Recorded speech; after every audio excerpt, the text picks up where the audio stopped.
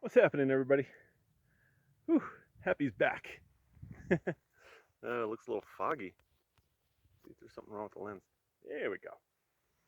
What's up, everybody? Ooh, what is that? That's a log. Ooh, really thick one. Oh, so today is April the 10th, 2020. All right, so the last video I put up was the end of my four or 5 day hiking trip up into an area that has already been hit pretty hard by most people. Last year I found about 20 browns, 18, I think 18 was the exact number, in that range. But this year, obviously a lot more people got into the range. They got out a lot earlier, spooked the elk into different areas than they usually go to before they actually shed their antlers. They were getting out a little too early. But anyways, enough nagging about that. I'm sorry, guys. I nag a lot about that, but it's just something I really believe in. Anyways, so today, like I said, April 10th, um, I'm starting a new hike, and I just climbed about 1,000-foot tall mountain to get up into this top stuff here in this different range that I'm at. And I've been hiking for about an hour now. Starting to kind of lose hope a little bit. I'm like, oh gosh, I'm not really seeing a whole lot of elk tracks or anything in this area. Might have to get into the open stuff, which might have already been hit by other people. But I like being in the trees and the rocks and the steep stuff. And I see one. I see one right there. I see one right here. Oh wow, what a segue right into the the intro. All right, guys, I'm gonna have you look down at this. He's right down there. It looks like it might be a hard white. I can just see the arc of the antler. I'm always looking, even while I'm talking to you guys. Oh boy, I was just about to head straight up this hill to the top of the ridge because I was getting a little disappointed with this side hill and stuff that there wasn't anything here. I'm that vigilant. All right, guys, I'm going to turn you around so you can see it.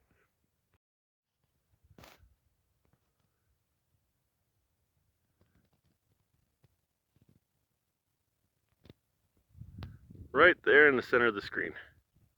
You can just see the bend of the antler is all you can really see. You can't really see points or anything like that. Cool. Let's go down and get that bad boy. And then we might finish our trek up to the top of this ridge. I've been having the most success up at the top of the ridges here. But that other one really looks like an antler. I'm sure you can see it right down there. But it's a log. It's not an antler. All right, I'm going to turn you around here again. Okay, so let's continue on to this antler here.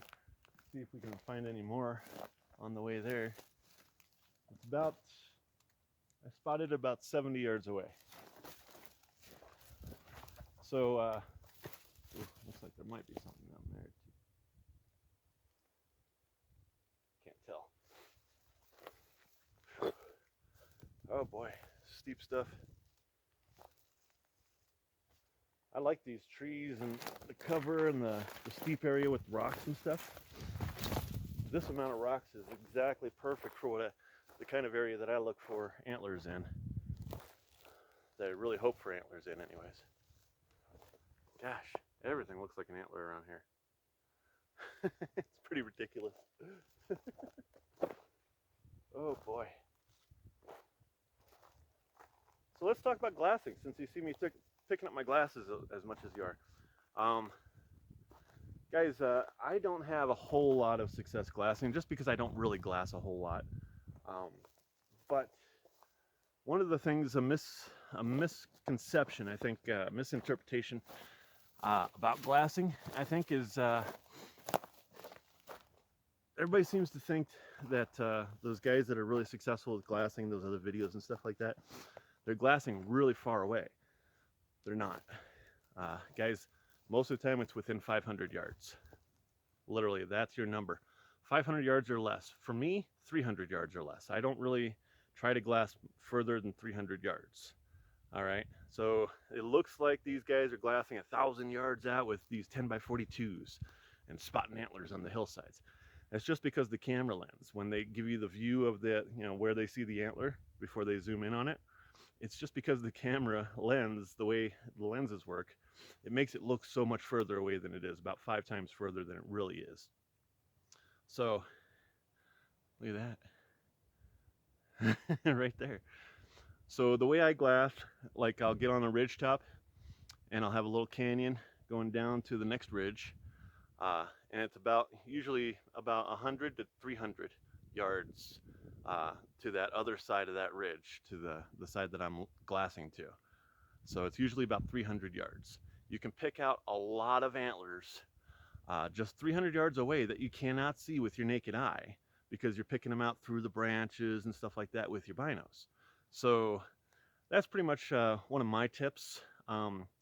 I think everybody tends to try to glass too far away. They're trying to glass 1,000 yards away to see if it's an antler or not. And then, they get their hopes up thinking, oh, it is an antler, but no, they trek all the way over there and it ends up being a stick. So just keep your glassing 500 yards or less. You'll be best. If you want to do it like I do, just 300 yards or less. And I mostly use my binos just to verify what I'm seeing. If I see stuff that's about 80 yards out that might be an antler or something like that, I'll glass that up. That's what I use my glasses for mostly. I always say, it's just like my fly fishing stuff. Glassing's free. You've already got the binoculars. If you think it's an antler, glass it. See if it is or not. Verify it. Just like with fly fishing, if you think it's a hit, set the hook. Hook sets are free. So it never hurts to set the hook when you think you got a hit. It never hurts to glass something you think might be an antler. It's free. Might as well do it. Glassing's free, guys. All right, let's pick this antler up and see what else we can come up with. Definitely a hard white. I'll set you down here for the view. Yeah, at least so far we're not skunked. That's we got the skunk off the back with this one.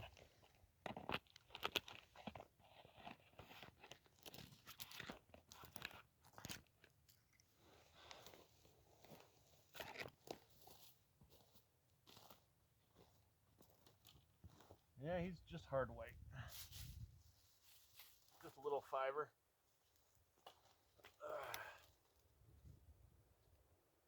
But in this dense stuff, I'm going to circle in here just a few times before I head up to the top of this ridge. That's where I think the brownies are going to be. So, all right, guys. Oh, till the next one. Till the next one. Get happy outdoors. What's up, fellas? All right. Well, it's been about another hour since we found that this little guy right behind me here. So didn't find anything else in that little spot, so kept going up, side hilling all the way until I got to the ridge top, and then I went up onto the ridge top and followed it all the way down to where it ended. So basically I did another line about 100 yards off of the line that I took going up, and it was only about 100 yards away for the ridge top. And so I just took the ridge top all the way back down to where it came down into the flats, shuffled around in there a little bit, looked around, couldn't find anything. So this time I figured I'd go, instead of trying to just go 100 yards below my first line when I was going up, I'm all the way down here at the bottom of the valley between that ridge and the next ridge over, which is only about 500 yards apart.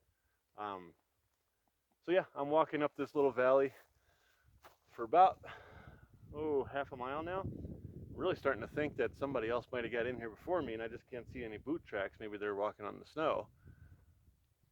And I'll tell you what, we just spotted us our first brownie right there. It's like right as soon as you start doubting yourself. I was just about to turn around, and then I saw this little opening through the trees, so I was like, I'll go hit that. That'll be my last little spot, and then I'll start up the other ridge. Sure enough, it's when you go that little extra bit. That's when I usually find something. So let's go check out this brownie down there. Looks like a fiver.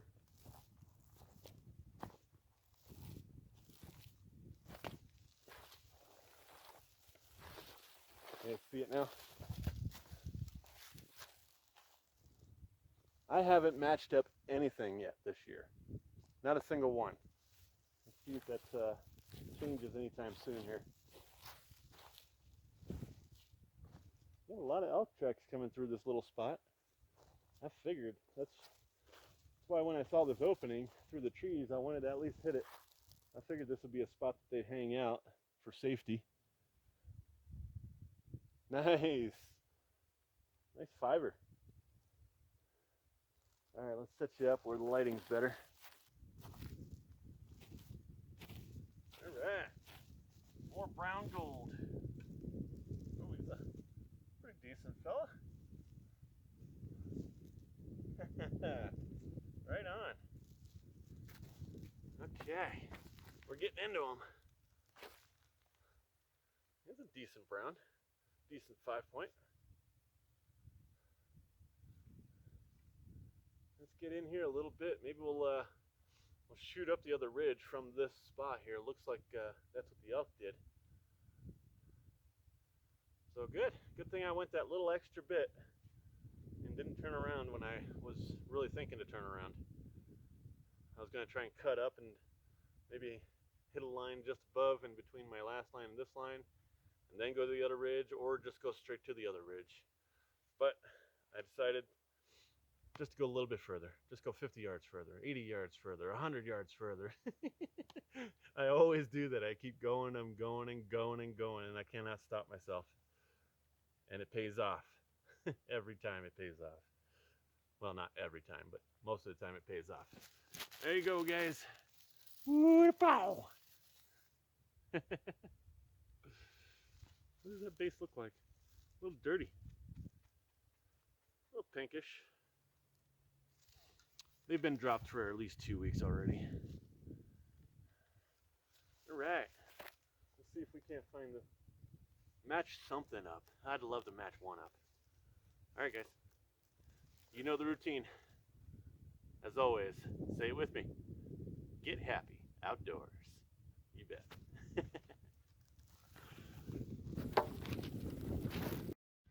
Alright, guys. So we followed that little valley.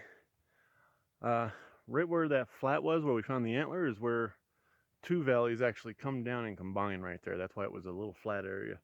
So there's a ridgeline in between that I haven't hit because it's cool. It's completely full of snow, as you can see right here.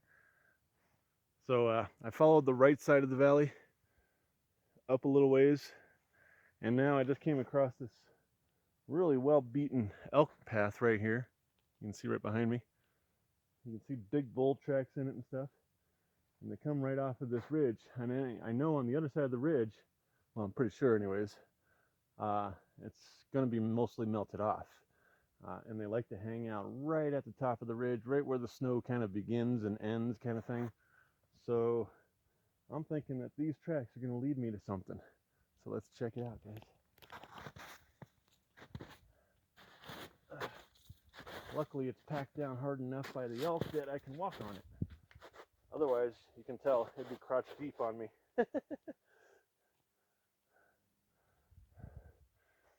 All right, I'll shut you off until we find something. Just wanted to show you the tracks going through this deep snow up to the next ridge. All right, guys, so it's only been about 10 minutes since I came up the ridge. And yeah, the other side is just like I thought it would be. Got patchy snow, everything. Look at those fresh elk tracks right there behind me. Those are actually pretty fresh. A little too fresh for sheds, but there's a lot of old tracks and stuff in here too. And I just got up into this stuff here on this other side. That's just barely, you know, like I said, still got some snow on it. Like they like to hang out where it's just barely still got snow and where they can get out of it right away. And I was hoping that the 5 that I found just about 20 minutes ago might have been hanging out with some bigger fellas. And I tell you what, I got to walking right through here. See where my boot track stopped right there. Because I took this step right here, looked over to my right, and looks like we got a 6-point, pretty massive 6-point right down there. Oh, I don't think it's the match to the 5. It looks bigger. So it looks like I found the ridge, the brownie ridge.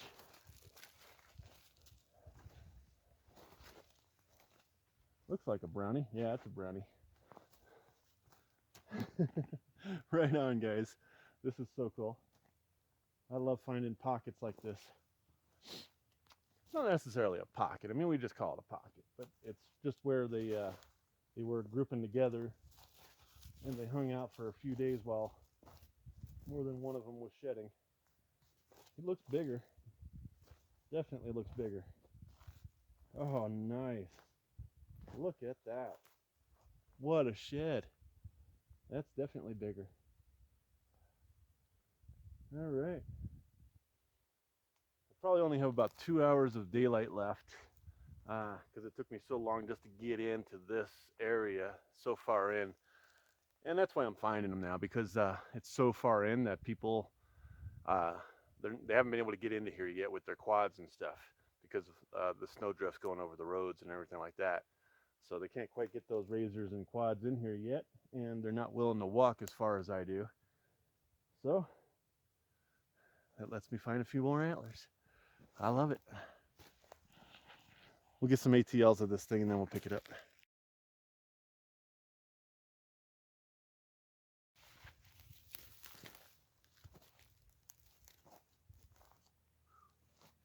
All right. Oh, that definitely feels like a bigger bull.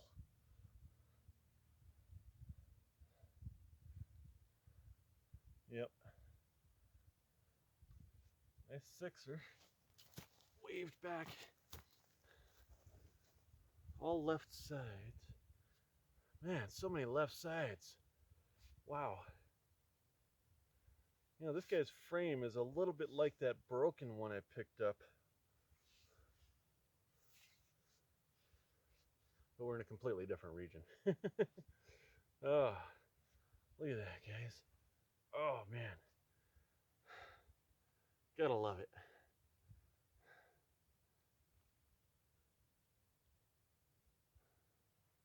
He's got some dimples in there. That's a heavy antler too. That's a good 9-pounder.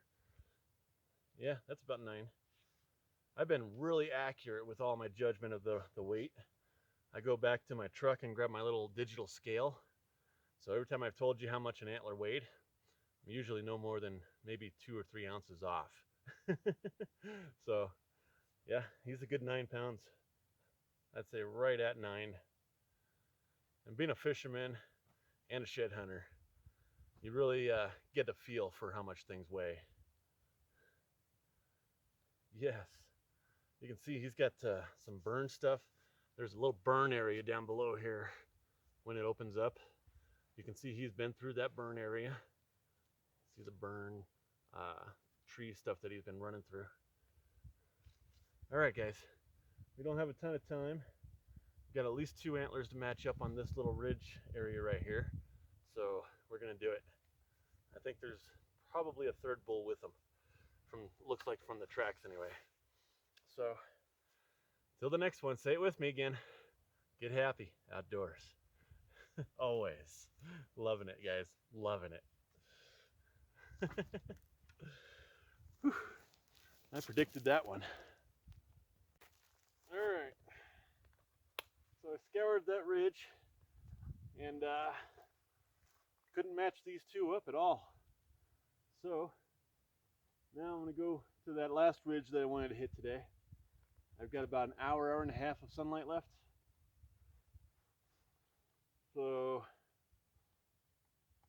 matches might be over there. Who knows? But we're going to keep on going. Getting a heavy pack now.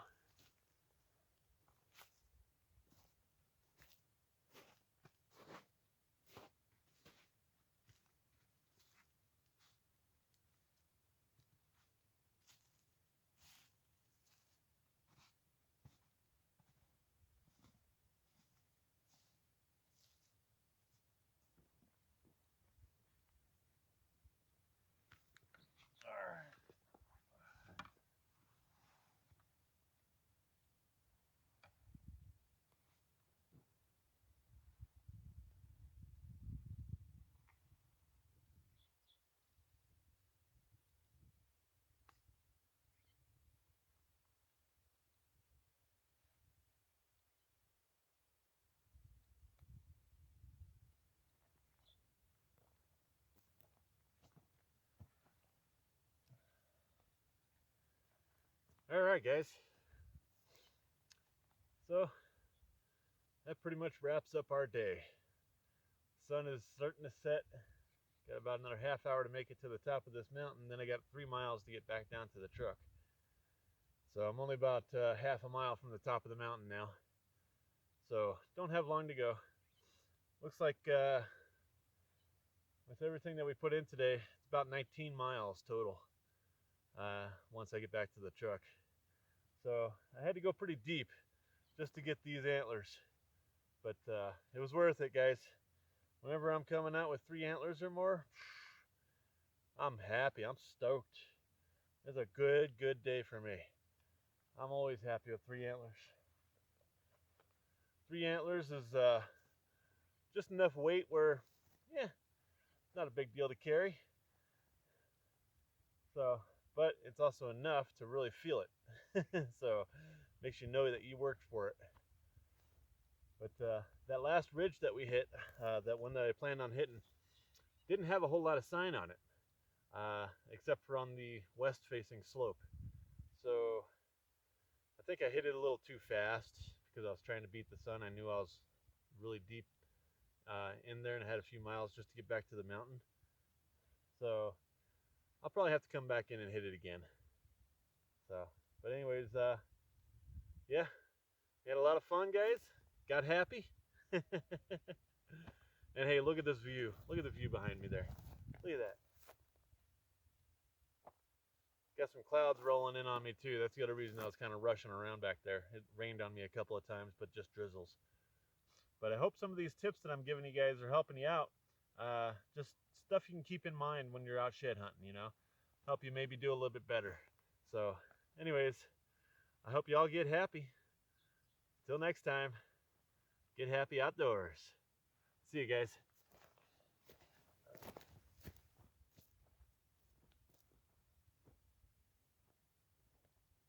I thought I saw one over there.